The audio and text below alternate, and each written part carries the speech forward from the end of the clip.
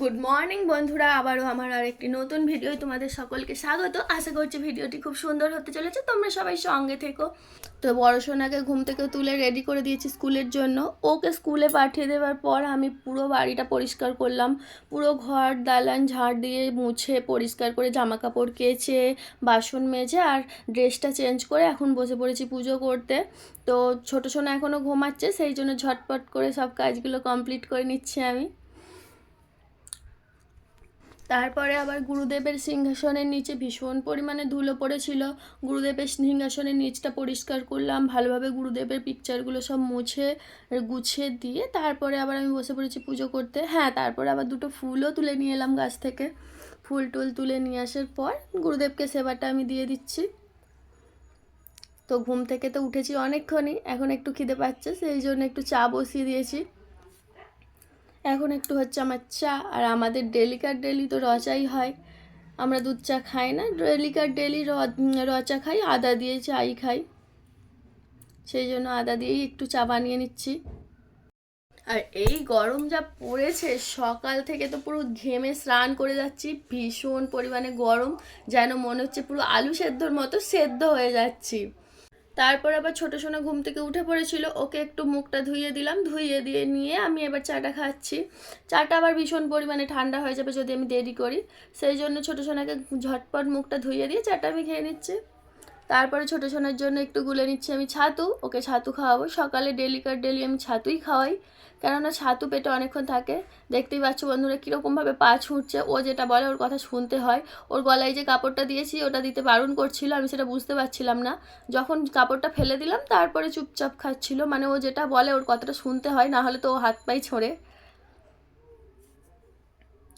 তো ছোটো সোনা বিছানার মধ্যে ঘুমাচ্ছিল বলে আমার বিছানার কাজকর্মগুলো কিছুই হয়েছিল না, জাস্ট সব মানে মোছা, বাসন মাজা, কাচাকুচি এগুলোই হয়েছিল। আর ছোটো সোনা বিছানায় শুয়েছিল, ফ্যানটাও চলছিল, এত পরিমাণে ফ্যানটা গরম ছিল।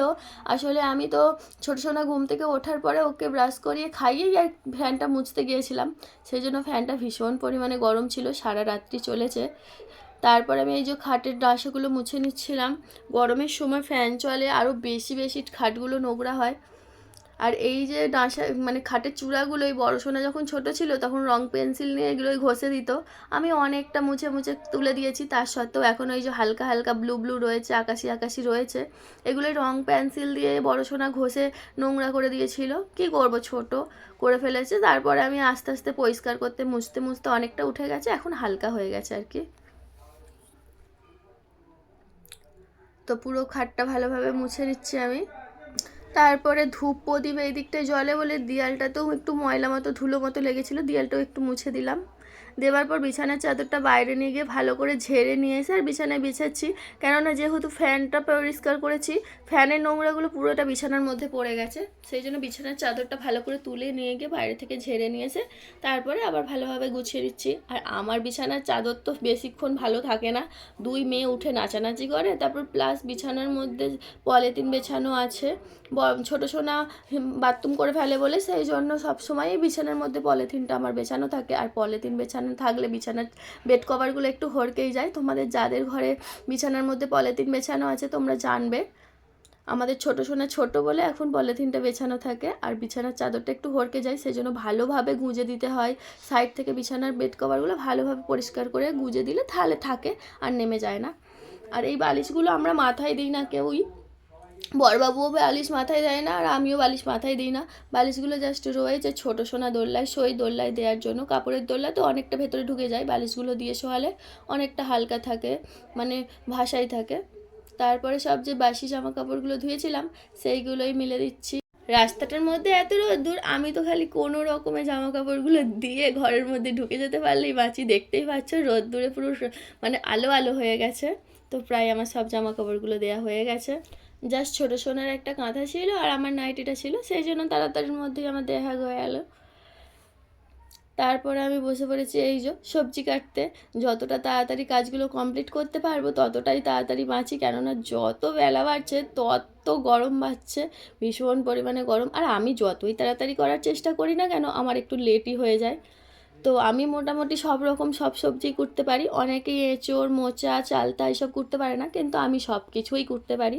আর এই যে ছোটো ছোটো করে টুকরো করে নিয়েছি, টুকরো করে নেওয়ার পর তাড়াতাড়ি সুবিধা হয়ে যাচ্ছে আমার করতে। আর এই দেখো আমার ছোটো সোনা চলে এসেছে মাস্টারি করতে।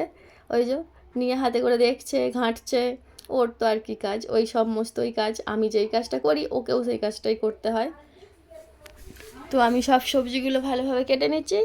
আর আমার সব সবজিগুলো কাটা হয়ে গেছে। দেখো বন্ধুরা, আলু, এঁচড় এগুলো সব কুটে নিয়েছি। তারপরে একটু কুটে নিচ্ছি আদা রসুন মশলা করব, সেই জন্য আদা রসুনগুলো ভালোভাবে ছাড়িয়ে নিচ্ছি। তারপর আমি বসে পড়েছি মশলা করতে। প্রথমেই করে নিচ্ছি একটুখানি গরম মশলা বেটে নিচ্ছি এঁচড়ের তরকারিতে দেবো বলে। গরম মশলাটা অল্প তো একটু বাটতে অসুবিধা হচ্ছে, কিন্তু তার সাথেও আমি ভালোভাবে বেটে নিচ্ছি। তারপরে বাটছি আমি একটু আদা রসুন। সব মশলাটা আগেই আমি রেডি করে নিচ্ছি উনুন জ্বালার আগে, কেননা উনুনটা আমার এত পরিমাণে ধাউ ধাউ করে জ্বলতে থাকে, আমি অন্য কাজ কমপ্লিট করতে গেলে তখন আবার যেই জিনিসটা করার মধ্যে চাপাই সেটা আবার চুঙে যায়। তো এই মাছ দুটো বড়বাবু বাগান থেকে মাছ ধরে নিয়ে এসছে। বড়বাবু সকালবেলা বাগানে গেছিলো, বাগানে গিয়ে ধরে নিয়ে এসছে। যার যেটা নেশা, ওকে যতই মানা করি যে এই মাছ টাছ ধরতে যাবে না, কিন্তু ও শোনে না। ও ঠিক বাগানে গেলে একটা না একটা মাছ ধরে নিয়ে আসে। ভালোই হয়, জাউলা মাছ দুটো মেয়ের খাওয়া হয়ে যায়, কিন্তু তবুও ডেলি না যাওয়াই ভালো। তো মাছগুলো সব তুলে নিয়ে মাছের তেলের মধ্যে একটু পেঁয়াজ আর টমেটো দিয়ে দিয়েছি। দেখতেই পাচ্ছ বন্ধুরা, পেঁয়াজ আর টমেটোটা দিয়েছি। এত পরিমাণে উনুনটা জ্বলছিল, আমার তাড়াতাড়ির মধ্যেই চুঙে যাচ্ছিল, সেই জন্য মানে তেল দেওয়ারও আমি সময় পাইনি। ওই মানে যেটুকু তেল ছিল মাছ ভাজার পরে তাতেই আমি দিয়ে দিয়েছিলাম মশলা করার জন্য পেঁয়াজটা, টমেটোটা।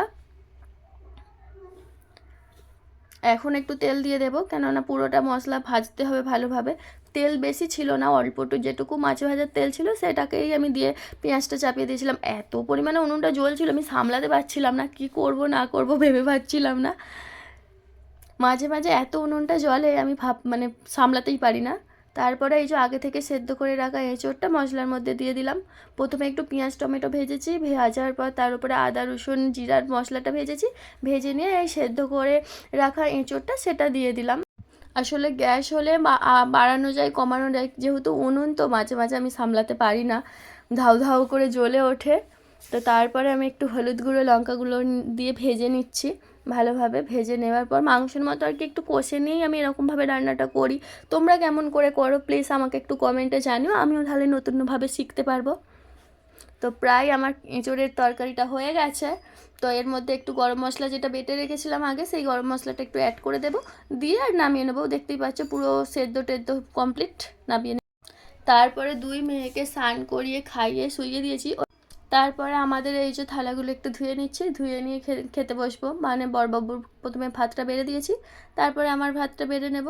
আমি রোজই খাবার দেওয়ার সময় এরকম থালাটা ধুয়ে নিই, কেননা কখন কি পোকামাকড় বেয়ে যায় থালার মধ্যে সেটা তো আমরা দেখতে পাচ্ছি না, সেই জন্য আমি ধুয়েই নিই ভাত যখন বাড়ি। তারপরে বিকেলবেলা এই যে ঘুম থেকে উঠে একটু ড্রামগুলো মেজে নিচ্ছি, বালতিগুলো মেজে নিচ্ছি, কেননা এখন 4টে বাজে, 4:30-এর মতো এরকম সময়ই চলে আসে জলওলা।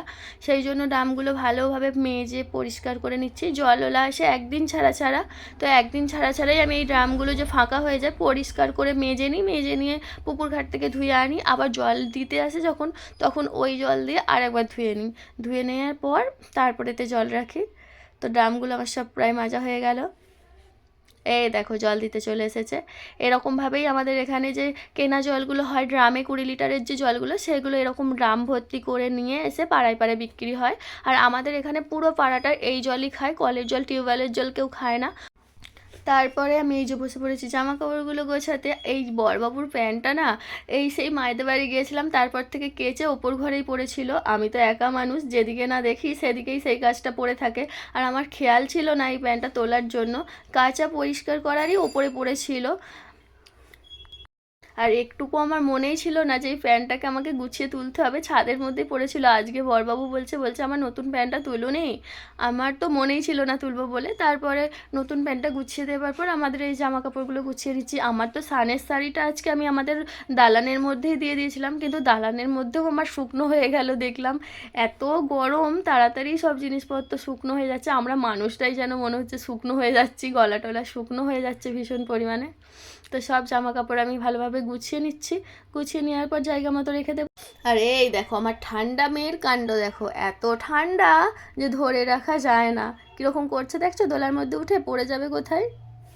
তারপরে সন্ধে টন্ধে দিয়ে দিলাম, সন্ধে টন্ধে দেওয়ার পরে এই যে আমি বসে গেছি কাজ করতে। এই কাজটা হয়ে গেল, ওই সাইডটা হয়ে গেল, হয়ে যাওয়ার পর পাল্টা মুড়ে এই দিকটা করে নিতে হবে, সেই জন্যই টানগুলো দিয়ে দিচ্ছি। কাজটা ছাবা হবে, এখনও ছাবা হয়নি। আর আমার ছোটো সোনা পড়া খেলছে। এই যে এরকম ছাবা থাকে, ছাবার মধ্যে দিয়ে এরকম তেল পাউডার দিয়ে ছেবে নিতে হয়, তারপরে তার উপরে কাজটা হয়। এই দেখো বরবাবু আমাকে কাজটা ছেপে দিচ্ছে। বরবাবু যখন না থাকে তখন আমাকে একাকেই ছাপতে হয়, এক হাতে ধরতে হয় আর এক হাতে ছাপতে হয়, ভীষণ কষ্ট হয়। সেই জন্য বরবাবু যখন বাড়িতে থাকে বরবাবুই ছেপে দেয় বেশিরভাগ সময়, তখন আমার কষ্টটা একটু কম হয়। এই দেখছো হালকা হালকা শুকনো হয়ে গেছে বেলটা, সেই জন্য হালকা হালকা বোঝা যাচ্ছে ছাবাটা।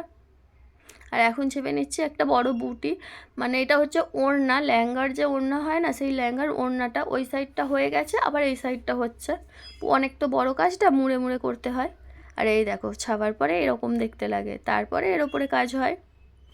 আর এই দেখো আমি একা কতটা কাজ করেছি।